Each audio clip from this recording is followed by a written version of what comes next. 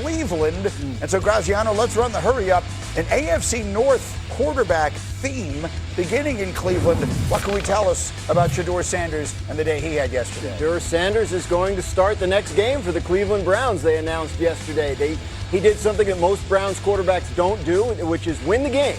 And he played well enough that they're gonna run him back out there again and see what he's got the rest of the way. They have to evaluate what they have on their roster. They have 2 first-round picks next year, and they need to know what they're doing at quarterback long-term. Is this the right decision, Nick? Yeah, you have to. I think with both these rookie quarterbacks, you have to find out exactly what you have. They're not first-round picks, so you're not going to be committed to them for long-term. You gave Gabriel some time. It didn't work out. Now you need to see if it's possible that Shedeur Sanders is your quarterback of the future with the remaining weeks. And then with the 2 first-round picks after that, then you have some decisions to make. And let me say this. They didn't have really a run game to speak of. Their defense obviously played lights out. But Shedeur Sanders, in his one game, has the 3 longest completions for the Browns for the entire year. He had a 66, a 52, and a 39-yard pass for a reception. Right.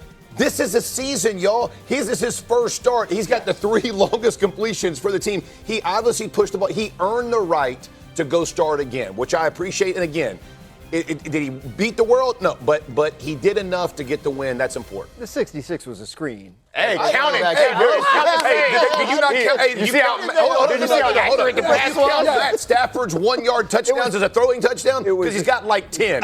Don't hate on Shedeur. That's Graziano channeling his inner Kevin Stefanski, who didn't even want to acknowledge. You were on fire right there. You were on fire. I mean, we all saw it. In the locker room after the game, he's thinking this guy and that guy and this guy. Rookie made his first start. Good job. And over here. I don't know what the hell is going on over there. It can't end soon enough. Go. That was definitely awkward. For Shedeur, you look at it, and yes, every play wasn't fantastic, and it's almost crazy to say for Shedeur Sanders, hey, it was a solid game. And I think to your point, Jeff, it was a solid game. They won, and he made some plays. I think that was the big difference. The long one to Isaiah Bond, it's an all-out blitz. He moves to the right, takes care of the guy that they don't block, and throws the ball down the field. I think if you're watching him from last week, he didn't run out of the back of the pocket. He stepped up. He got the ball out on time majority of the afternoon. Were there incompletions? Was there a rookie mistake on the interception? Absolutely.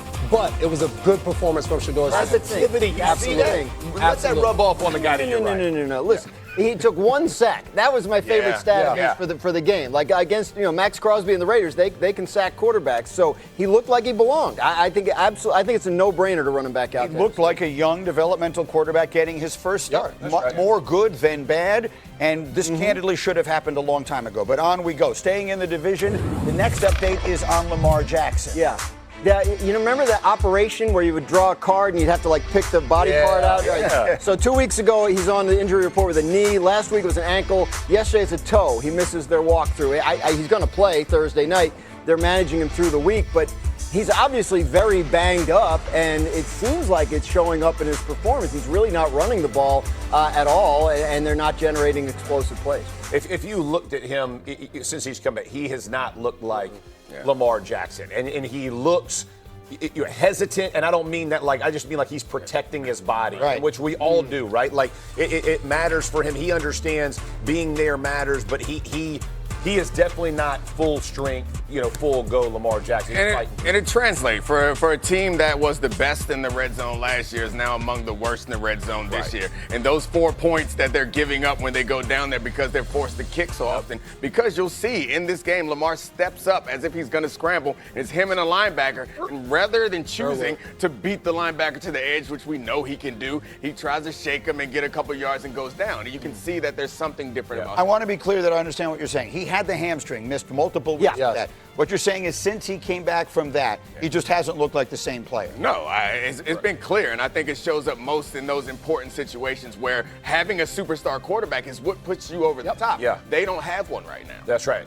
I want to hear from J-Mac, because you did the game against the Jets this weekend. Is the version of the Ravens that we saw on the field Sunday, They may win the division because the division might just be that bad. Yeah. But is that a team that has any chance to make a Super Bowl run? No, that offense is not a Super Bowl contending team right now on that side of the ball. And I think it's not only this past week of watching them against the Jets, it's the last few weeks. They're finding ways to win games, but offensively, they're just not on the same page. There's moments where Mark Andrews right there is running over the middle. It's zone. He's not sitting down. Lamar's expecting him. There's been moments where the offensive line hasn't been able to do their job, and Lamar's taking hits or avoiding sacks. So I think to your point, Nick, there's different moments in that game where what we've seen in the past was the speed and the explosion from Lamar Jackson that we're just not seeing. There's throws that he's missing, but it's the entire offense right now that just looks to be on a different page. Let me get one more in because the Ravens will play the Bengals on Thanksgiving night. And Graz, who's playing quarterback for Cincinnati? Joe Burrow returns Here we go, from his Joe. toe injury to play for the Bengals on Thursday night in a must-win game, as all of the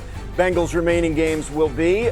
Burrow back early from his toe injury. Remember, he had a couple of full practices last week. There was even some talk about him possibly playing this past Sunday. That did not happen, but those full practices from last week served to help get him ready for this Thursday night's must-win game against the Ravens. Jeff, Saturday, I hear people saying they should just shut him down. They're 3-8. What's your reaction to that? Absolutely not. You're healthy, you play. If you're going to shut him down, you're going to shut every player that you're going to bring back next year. Like that's not how the NFL works. Everybody ain't. Listen, you are healthy, you play. Yeah. It speaks volumes to your locker room, to your community, to every. This is not Joe Burrow. Ain't that dude? He ain't just going to sit out because if he's healthy, go play. They're 1-8.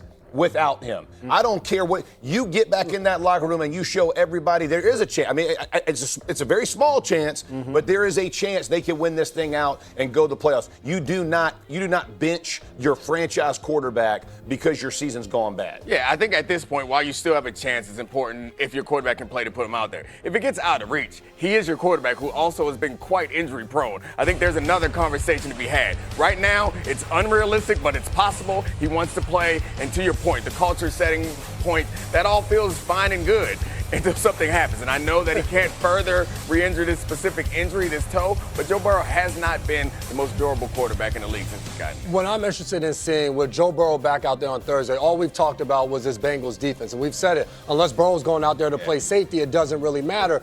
But we also know from being in that locker room the amount of hope and belief that one player can bring. I want to see what this Bengals defense looks like on Thursday with Joe Burrow back in the lineup, if they can be able to play at a different level. It's not inconceivable that 9-8 wins that division. Correct. So maybe they go on a crazy run. We'll see. They play the Ravens twice starting with this Thursday night. And then one more thing, I touched on it before.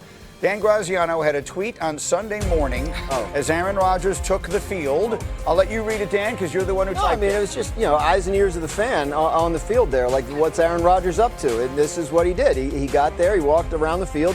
He was barking at some of the cameras for filming him, God forbid. And then he went ahead and flipped them off and then went back inside. But I thought it was interesting that he used his right hand because the question was about his left wrist. That was the injury. And we didn't see him flip the bird with his left hand. So that left some questions, about functionality. And sure enough, he was not able to go. They didn't feel like he could protect himself with his left hand or apparently communicate with the media. Roz, this is really good journalism. It really is. I was standing in the booth. I'm on the ground, right? Like people want to know what's going on. I'm a fan, and I'm standing in the booth. I'm in Baltimore, and I'm like, man, these Baltimore Ravens fans, they want to know what's going on with Aaron Rodgers. From your tweet, we were able to inform the people that about literally everything he did on Sunday. Absolutely. Exactly right. Two things I found fascinating. One, that tweet has 8.7 million views. Second, that we made the choice that we need to blur out the finger. Already having thrown 7 interceptions in just 4 games this year. His interception rate 5.3, second highest in the NFL, which means second worst behind only J.J. McCarthy. But again, despite that, you see they are right there in the 7th spot into the playoffs. Rams sitting atop the NFC. You got the Eagles, Bears, and Bucks, just like we expected, leading the divisions. Seahawks, Packers, Niners, Lions right now on the outside looking in. Carolina, Dallas, we have an eye on all of it, and we'll have more on that as we continue. Now, the Niners' next game is against